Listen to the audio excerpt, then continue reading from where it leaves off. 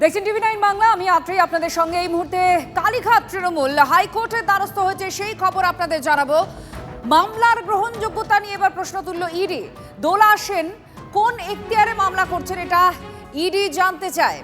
Account freeze মামলা, আর সেই মামলায় হাইকোর্টে কালীঘাট তৃণমূল, আর সেখানেই মামলার গ্রহণযোগ্যতা নিয়ে এনফোর্সমেন্ট ডাইরেক্টরেট প্রশ্ন তুলেছে। দোলা সেন কোন এখতিয়ারে মামলা করেছেন এটাই এনফোর্সমেন্ট ডাইরেক্টরেট জানতে চায়।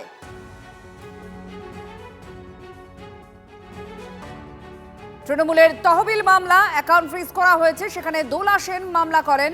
আর এখানে ইডি প্রশ্ন, দোলা সেন কে, তার কোন এখতিয়ারের ভিত্তিতে তিনি মামলা করেছেন এই প্রশ্ন করা হয়েছে। দেখুন, গতকালই ঋতব্রত তৃণমূলের তরফ থেকে বলা হয়েছে যে তাদের তৃণমূলই আসল তৃণমূল, বাকি সব অবৈধ যারা, এবং হাইকোর্টে নথি দেখিয়ে তিনি দাবি করেছেন। তার মধ্যে আবার ইডি আজকে প্রশ্ন তুলেছে এই অ্যাকাউন্ট ফ্রিজ মামলায় কালীঘাট তৃণমূলের দোলা সেনকে, যে তিনি এই মামলা করেছেন। মামলার গ্রহণযোগ্যতা নিয়ে প্রশ্ন তুলেছে ইডি। দোলা সেন কোন এখতিয়ারে মামলা করেছেন জানতে চায় ইডি। এই জায়গায় যে টানাপোড়েন তৈরি হয়ে রয়েছে আইনি দিক থেকে, ঠিক কোথায় কার কি এখতিয়ার, কে আসল তৃণমূল, কালীঘাট তৃণমূলের তরফ থেকে যে মামলা করা হয়েছে সেটা নিয়েই বা কেন প্রশ্ন তোলা হচ্ছে, এই সমস্ত বিষয়গুলো এখন সামনে আসছে। কারণ ইডি জানতে চাইছে যে কোন এখতিয়ারে দোলা সেন এই মামলা করেছেন। তহবিল ফ্রিজ করা হয়েছে, আর সেই অ্যাকাউন্ট ফ্রিজ নিয়ে হাইকোর্টের দ্বারস্থ হয়েছে কালীঘাট তৃণমূল।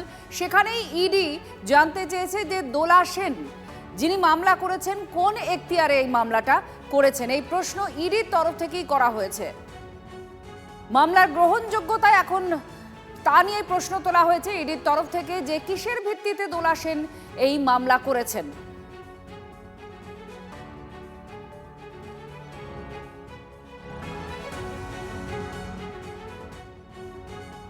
আর এখানেই তো প্রশ্নটা উঠছে যে আসল তৃণমূল তাহলে কারা। দ্বৈরথের মধ্যে আদালতের রায়কে হাতিয়ার করে নিজেদের আসল তৃণমূল বলে ঋতব্রত শিবির দাবি করেছেন। অরূপ রায় দলের চেয়ারম্যান, এবং তার বাইরে কেউ নিজেদের অফিস বেয়ারার বলে দাবি করলে তা বেআইনি, এই দাবি ঋতব্রত বন্দ্যোপাধ্যায়ের। আদালতের রায়ের কপি দেখিয়ে তিনি দাবি করছেন আদালত রায় দিয়েছে অরূপ রায়ের নেতৃত্বাধীন তৃণমূল কংগ্রেস ছাড়া সব অবৈধ।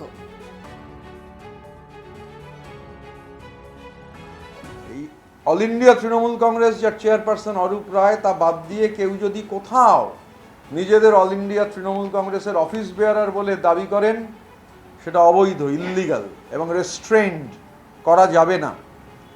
একদম ক্যাটেগরিক ইংরাজি শব্দের যে ইমপ্লিকেশন দাঁড়ায়, দে আর রেস্ট্রেন্ড। কিসের থেকে রেস্ট্রেন্ড? From interfering with the administration of the party. Party চালাবার ক্ষেত্রে কোনো ধরনের ইন্টারফিয়ারেন্স অ্যাডমিনিস্ট্রেশনের ক্ষেত্রে পার্টির, সেটা অবৈধ, করা যাবে না। ডিরেকশন দেয়া যাবে না।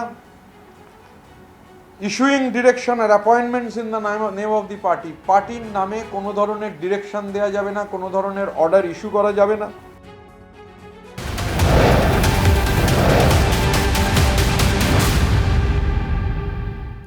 আর 21শে জুলাইয়ের সভা কালীঘাট তৃণমূল কোথায় করবে? আদালতের দৃষ্টি আকর্ষণ কালীঘাট তৃণমূলের সভার দিন সামনে। আদালত মামলাটি শুনুক, এই আবেদন কালীঘাট তৃণমূলের। বুধবার মামলাটি শুনবে কলকাতা হাইকোর্ট।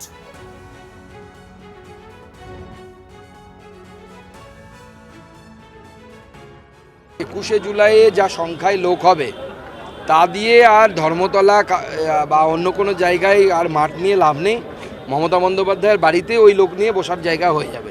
উনি ওইখানে ওই টালির চালাতে বসে মিটিং করুন, 21শে জুলাই করুন, খুব ভালো হবে।